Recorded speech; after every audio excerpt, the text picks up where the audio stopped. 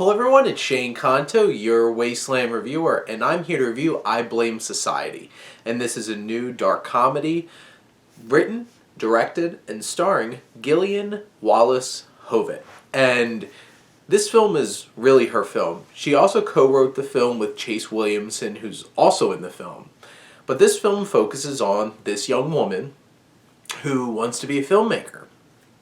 And she's working on this film and realizing how similar the filmmaking process can be to planning out the perfect murder. You know, you have to plan things out, you have to stage things, you have to get it just right.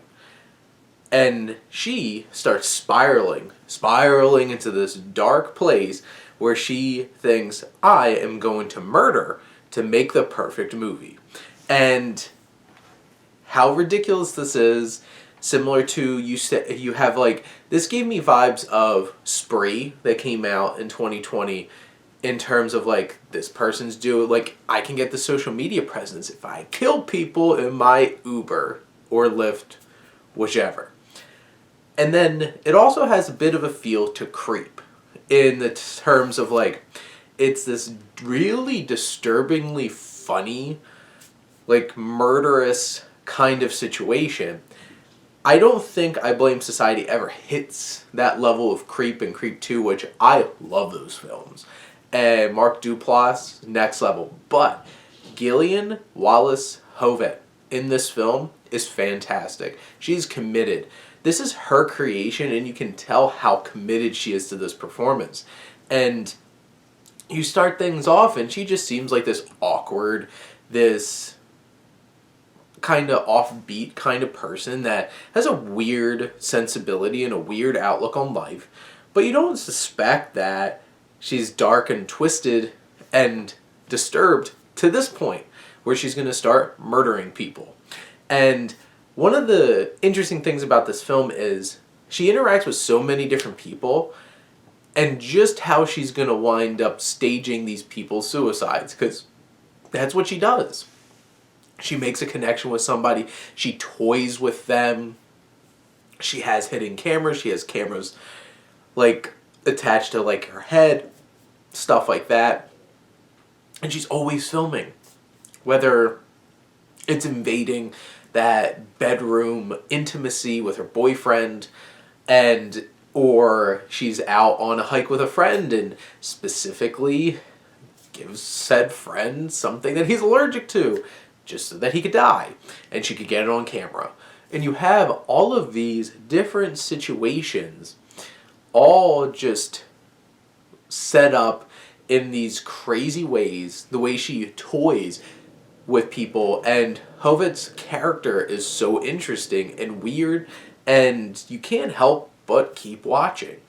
Now, not everything comes together. There's definitely some moments that don't really work. Like, she has this camera on her head. She films this whole situation with her friend that she sets up to have an allergic reaction to die. And then the cops show up. It's like, were you filming? Oh, no. Oh, don't worry about it. That cop would have made sure that he checked that camera to see if there was footage on it. But little things like that, little lapse of logic, don't take away from the fact that this is a crazy movie and a crazy, darkly funny time. This definitely isn't going to be for everyone, because I know there's a lot of people that are not going to appreciate the sense of humor in this, because it is pitch black. Like, it is dark. There's a sense of silliness and just this campiness to the way that she sets up all these crazy scenarios to just murder people. And it's dark. It's a dark subject matter.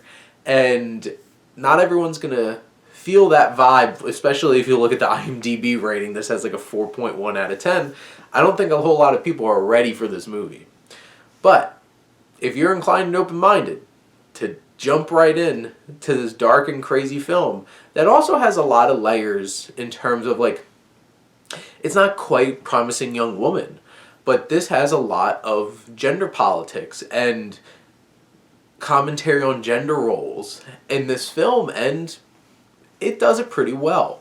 there's some meaning here, along with the fact that it is extremely disturbing and dark. So I think that this work, with this energy that Horvat brings in terms of her direction, this darkness and sharpness and poignancy that she brings with her writing, and just her committed performance, along with the sea of male actors that she gets to play against, female actors she gets to play against in this film, I think this hour and 25 minutes is a pretty awesome time. And I would definitely recommend this to all those cinephiles out there. But those are my thoughts on I Blame Society. Let me know what you think, and let's talk some movies. But thank you as always for tuning in and supporting your Wasteland reviewer.